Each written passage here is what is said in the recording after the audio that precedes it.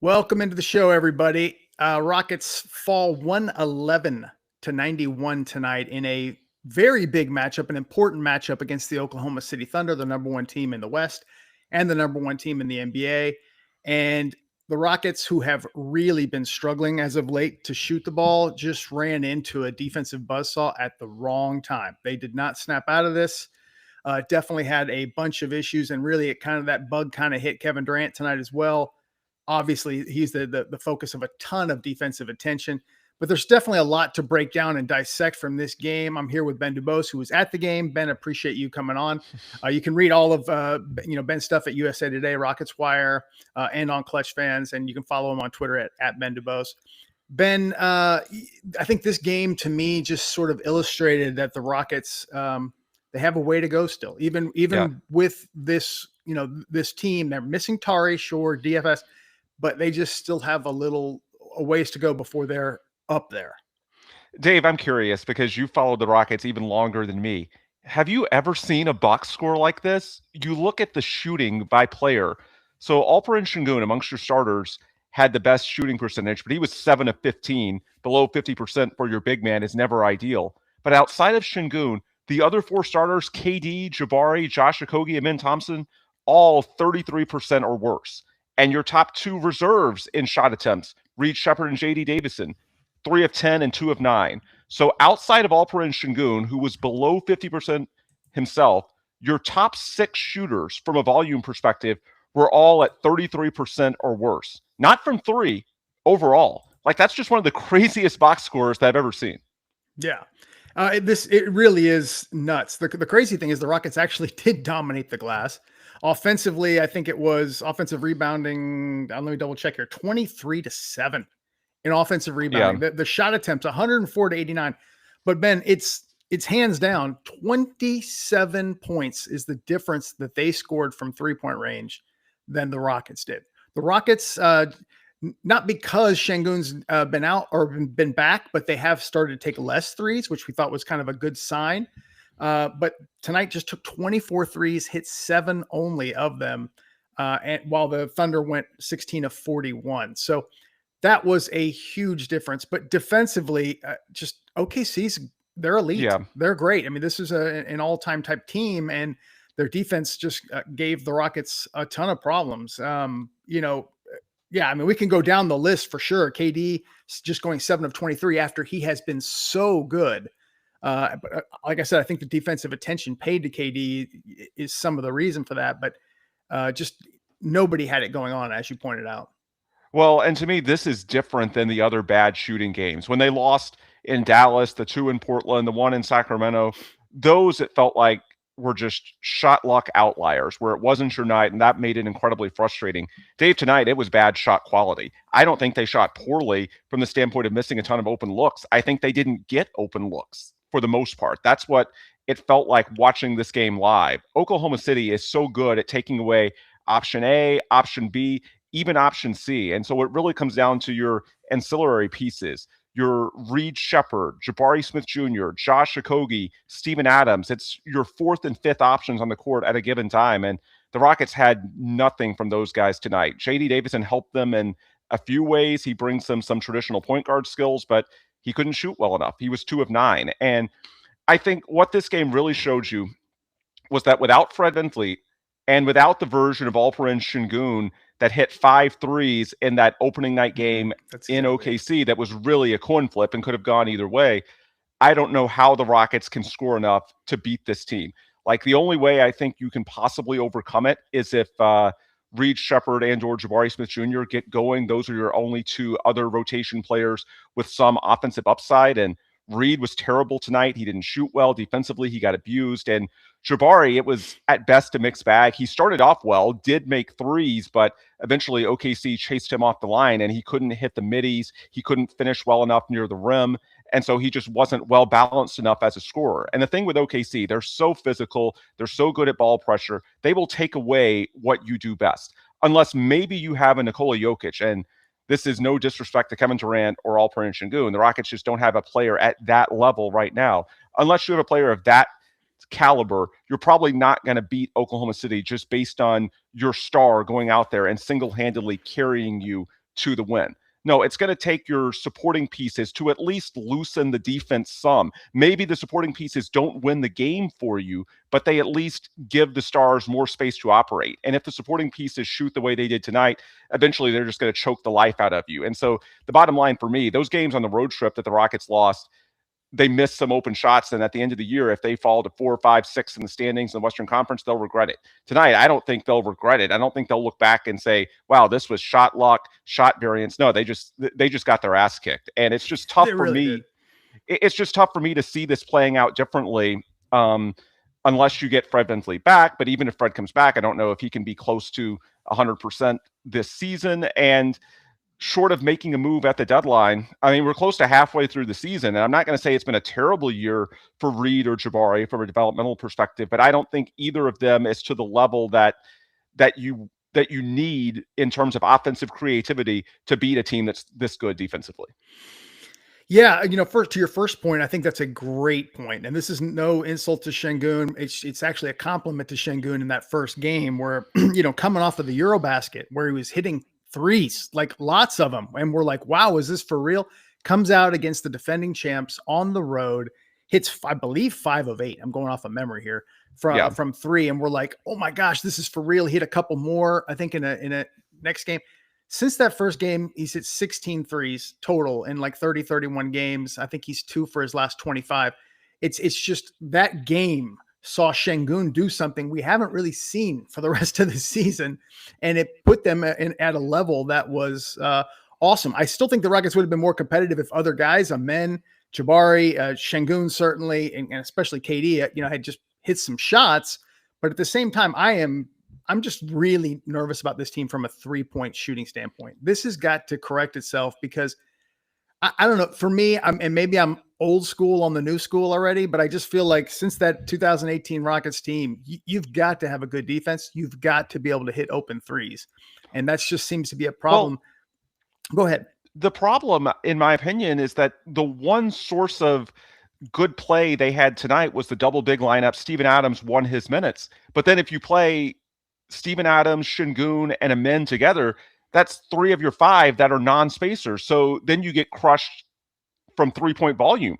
Like the Thunder put up 41 threes tonight, and it helps they made 16 of them. The Rockets put up 24 and made 7. So they were worse in volume and accuracy. But even if the accuracy was a little bit better, the Rockets still got killed in volume. And that's where, again, the double big work to an extent. They weren't as bad in those minutes as they were others. But at the same time, to go back to your point, if the Rockets are only putting up 24 threes, it's tough to win in the modern NBA when this is your formula against a really great team.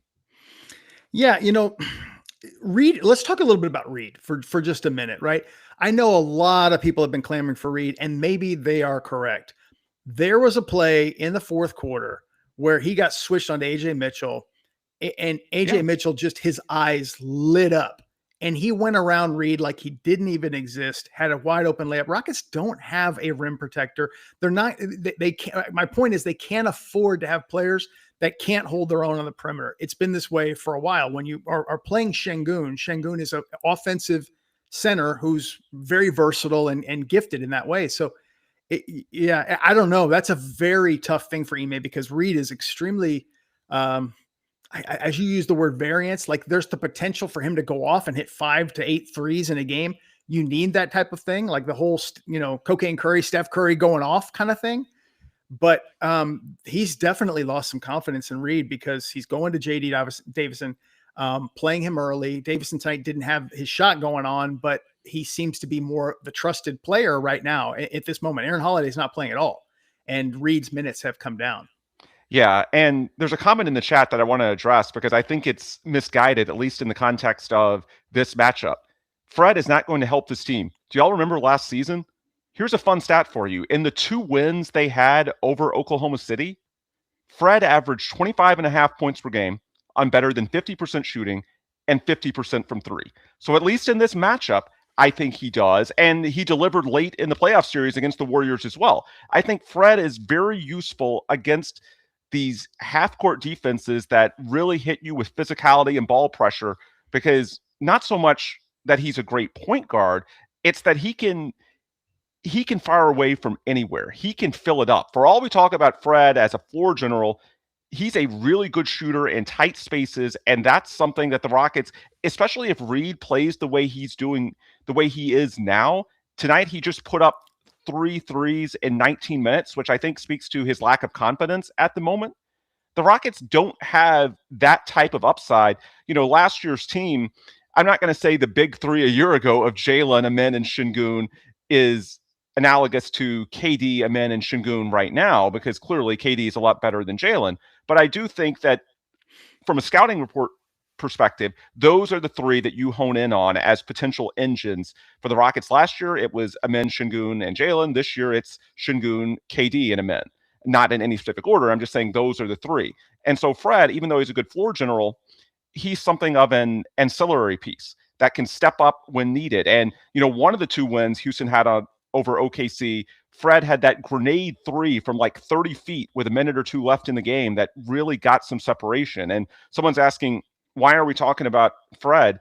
Because this is how you beat OKC last year. This is how you almost beat Golden State. This is the type of supporting piece that you need. And when Fred went down, the talking point from the organization was, okay, this is a blow, but we're going to dial up the usage for Reed and Amen on ball and see where they can take us.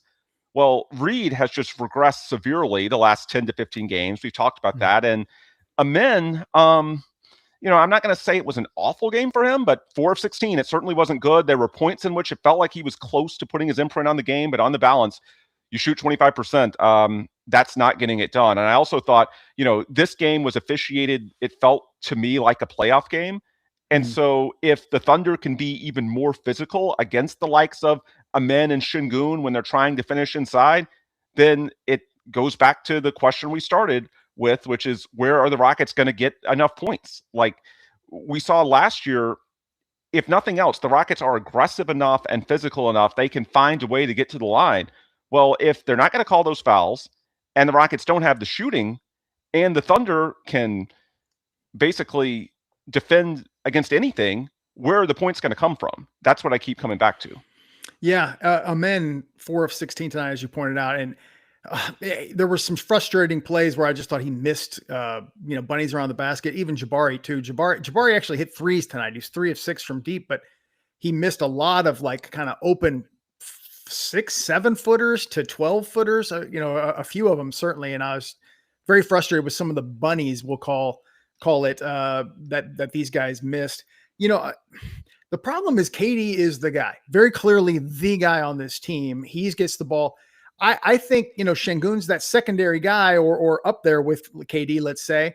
And I just didn't think he was aggressive tonight. I really didn't. I think of his 7 made shots, 6 of them were layups. Like one was a putback. Another was like, just a quick pass somebody gave to him, layup. He had one, I think, turnaround or hook from about 8 feet. That's the only shot that wasn't a layup. I really needed for him against this team. He's got to go right away before that defense truly gets set. And I think he's capable of it, but sometimes he gets into that hesitation mode. That's what it kind of felt like to me tonight. The Rockets just have to get some sort of offense going, and it can't be just KD. And I think that's where you turn to, Sengun as far as creation and creating, offense for himself. And when we talk about that first game against the Thunder, which was truly a coin flip, we keep stating that Sengun made 5 threes because to this point, that is an outlier. And in terms of, the stat line is going to look a lot different tonight, but it's not that he necessarily attacked a ton in that first game. It's more, we talk about the Thunder giving, forcing you to your 4th, your 5th option, something like that on every half court possession. I mean, Sengun from 25 plus feet is your 4th or 5th option in a lot of cases. It's just that first game he made them.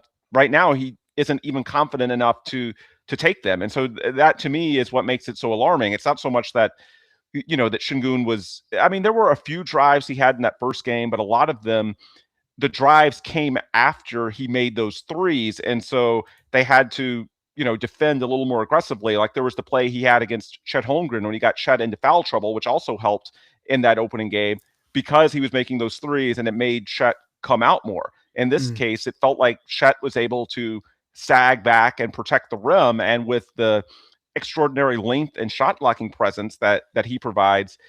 I just think, it's easy to say Sengun needs to do more attacking off the dribble, but against this particular team, it's tough. And that's why for sure.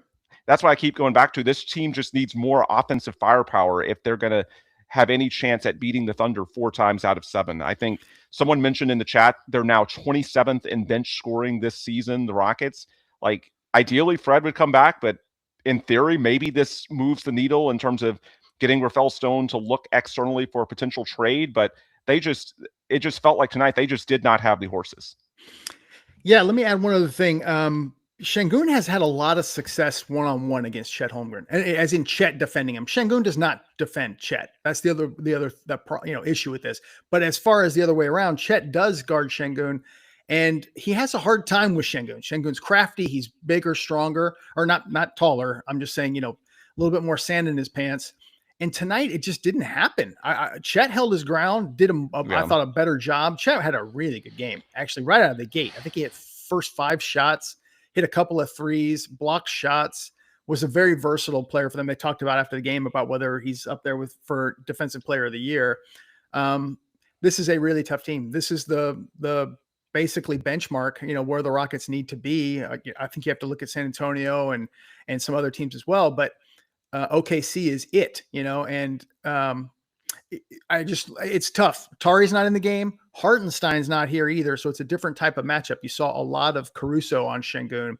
But I just thought that's where tonight against this team where we needed Sengun to feast because of that matchup. And it just didn't happen.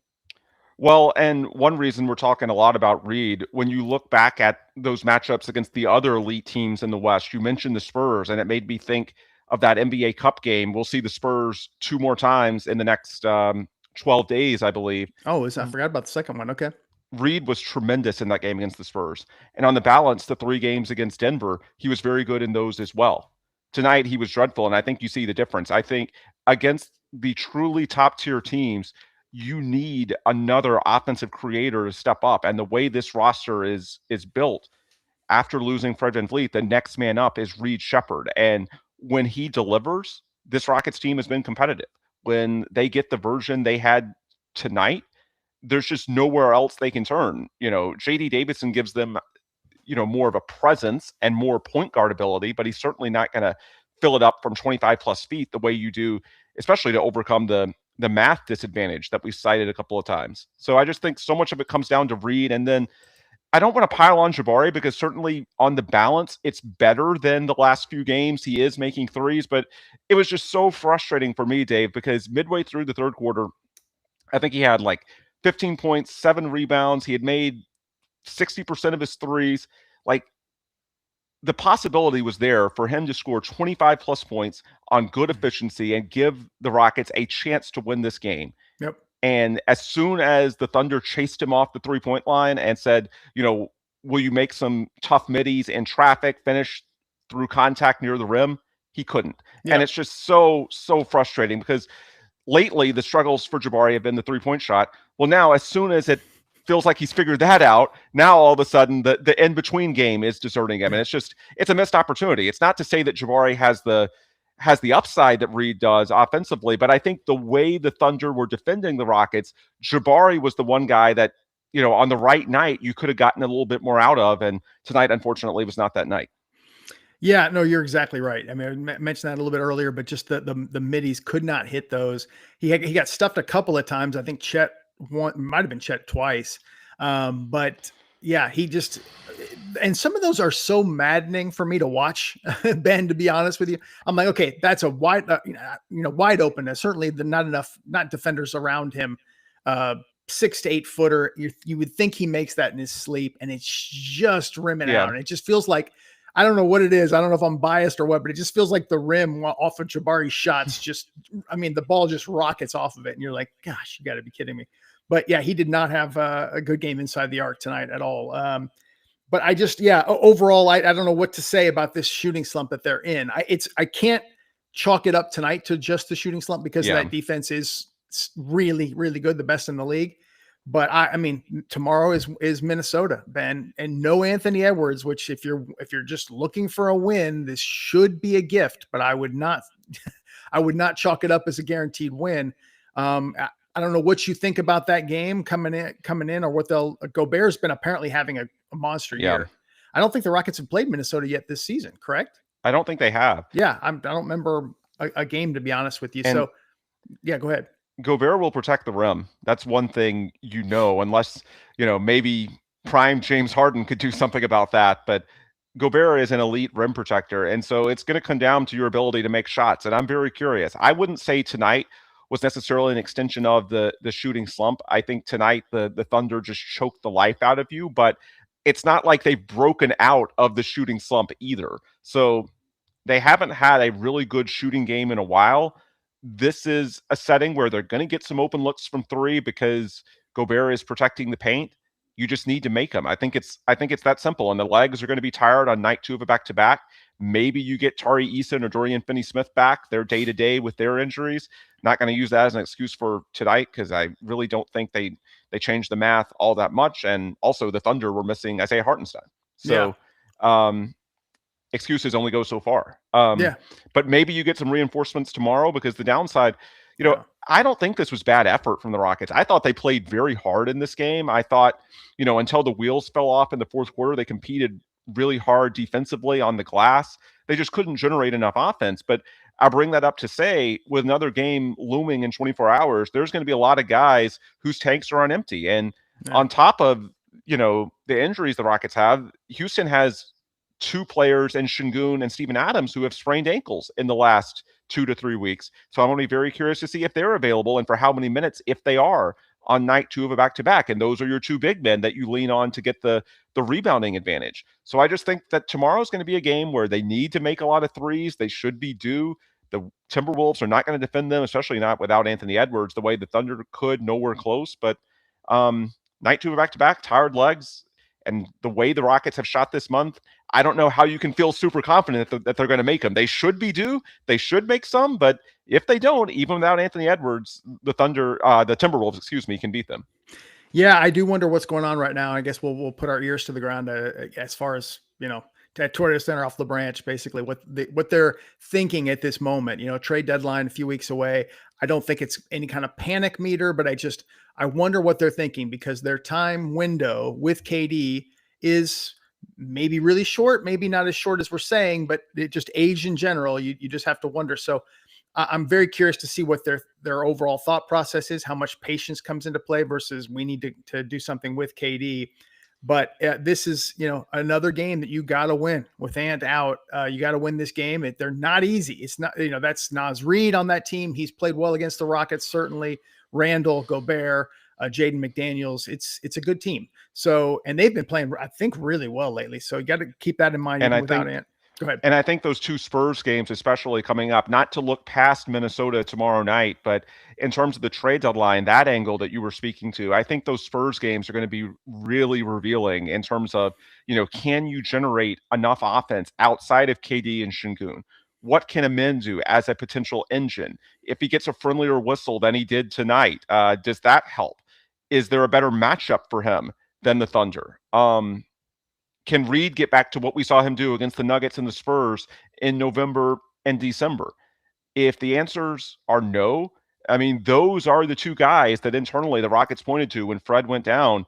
It was a blow, but they said, look, these are 2 young guys that we want to take a step forward anyway. We're going to give them more on-ball opportunities. Amen, by and large, let's not pile on the guy because as we mentioned, going into this game, since great. December 1st, he's been great. And the efficiency has been there. So let's make it clear, with Reed, this is a trend that's gone on for close to a month now. With Amen, this is something of an outlier. Now, as an outlier, you certainly have a raised eyebrow towards because it's, the gold standard, the Oklahoma City Thunder that you have to eventually beat if you want to win a championship. But at the end of the day, look, it is 1 game out of 82.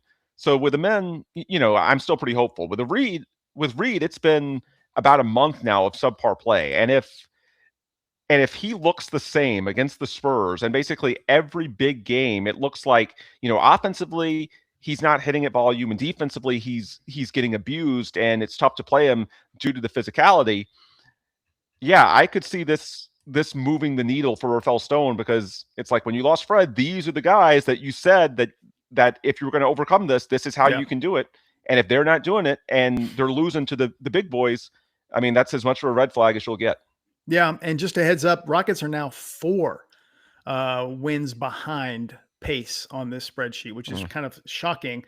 This just happened to be one I had as a win at home against OKC. I think I had them going 1-3 against OKC. I have to double check, but they're also 3 games behind their pace from last season, which is kind of surprising. I think the Rockets were 26-12 and actually 27-12 as well last year. So things will kind of even out, but Rockets got to get going. And I hope this is not an issue, but OKC does own Houston's draft pick. Let's hope this turns around in a hurry, because if this loss, the losing keeps happening, it's like, geez, are we really flirting with this kind of noise? So hopefully they can get this going. Tari gets back healthy and can at least string a couple games together. That would be nice. Well, and to leave off on a positive note, I want to state again, I thought the effort was a lot better tonight. I thought the focus was there. I think they took the game seriously, even after Oklahoma City took a couple of 8-9 point leads.